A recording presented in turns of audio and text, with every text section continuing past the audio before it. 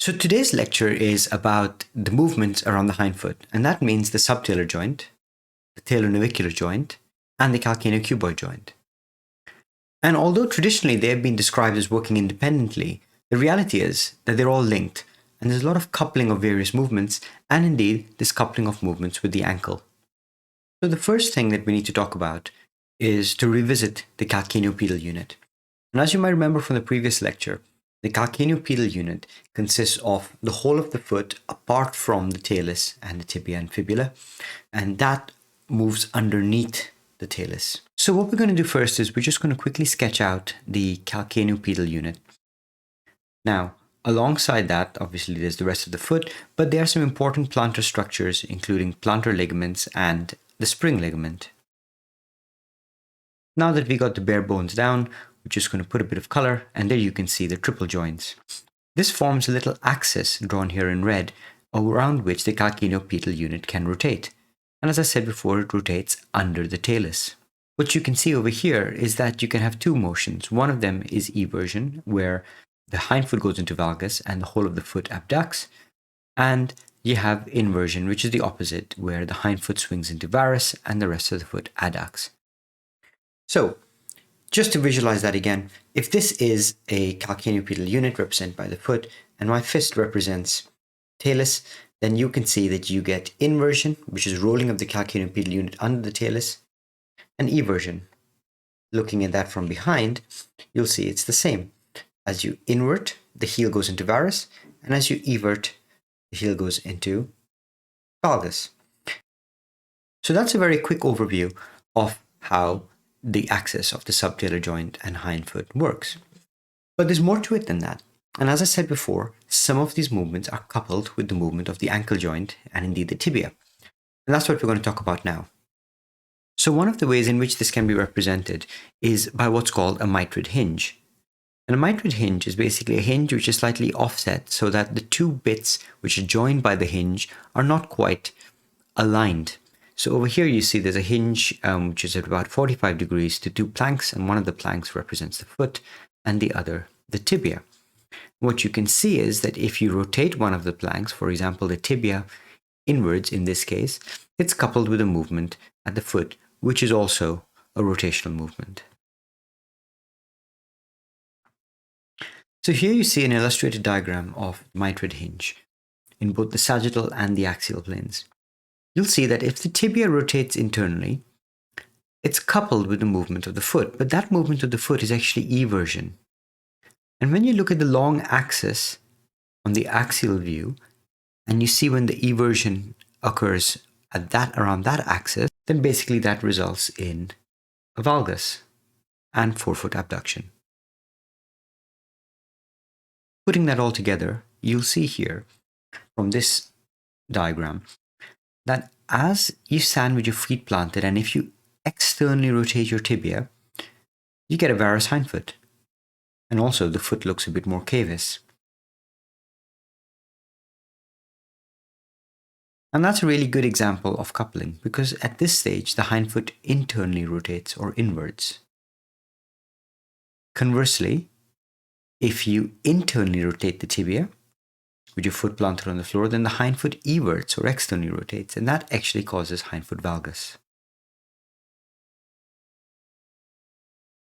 So that's how coupling works, and it's how movements which would normally occur during gait translate to changes in the position of the hindfoot.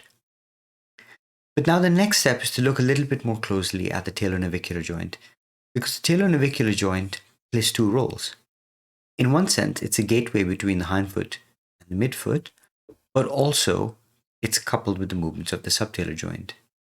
So this next diagram is going to illustrate that a bit better. Here you see an axial representation of the hindfoot.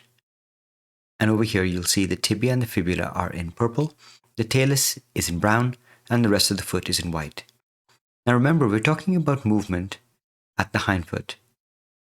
So the first thing that can happen is the hindfoot goes into inversion, and when that happens, you can get hindfoot varus. Some of this movement will occur at the subtalar joint as part of the calcaneopedal unit, but you can also see that the talonavicular joint has moved in order to allow this to occur. In fact, about 2/3 of the movement of the subtalar joint can be blocked if you were to fuse the talonavicular joint.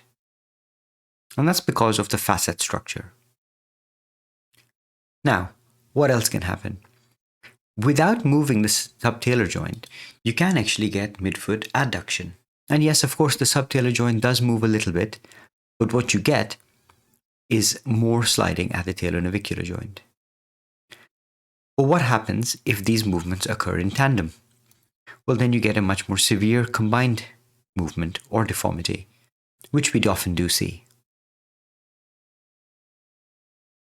Right. So that's the movement of the talonavicular joint. But there's one more thing we haven't talked about, and that's the calcaneocuboid joint. And in fact, the talonavicular and calcaneocuboid joint are in the same plane, at least when you look at them in the coronal section. And so the movements of these are coupled, and in fact, the movements of them can get in each other's way. And that's what I want to talk about next. Now, before I go any further, there's one concept which we need to just discuss briefly, and that is the axis of rotation of the talonavicular joint and the calcaneocuboid joint in the coronal plane is actually quite difficult to understand. But it has been shown that basically they have various axes which change as the calcaneopedal unit moves and as the talus moves. And the key thing to remember is that if the axes of rotation, and therefore the plane in which they can move, line up, then the whole Chopart joint, so that's the talonavicular and the calcaneocuboid joints, can move together. And therefore the foot is free and unlocked and can adapt to the floor. However, if the axes converge or diverge and therefore are not together, then as one joint tries to move, it will get in the way of the other joint, and the other joint's movement will be in a slightly different position and stop it. And therefore the foot locks up together and actually becomes more rigid, which is important during the propulsive phase. So just to put that all together, if you think about it, as the tibia externally rotates, the hindfoot inwards, and therefore the hindfoot heel goes into varus. That means the Chopart axes converge and the foot becomes stiff and therefore forms a rigid platform for push-off. And that's really important when you think about gait, because what happens? You put your foot planted on the floor, you progress just through your rockers like we talked about in another video. You go from your heel strike to your forefoot, and then before you push off, the rest of your body has gone forward, but your foot remains planted at the ground.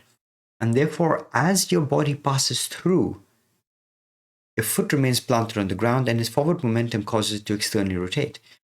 So the tibia externally rotates relative to the rest of the foot, and that causes the hindfoot to invert and become a rigid lever arm for propulsion during toe-off. And that all happens as part of the process of gait. So as I said before, it's quite an efficient process. So that's what I wanted to talk about today. Now remember that this is no substitute for looking through the books again and really poring over these concepts. But what I hope is that this is a general introduction to these difficult concepts, which helps them to become a bit more digestible. And hopefully when you read them again, it'll make more sense.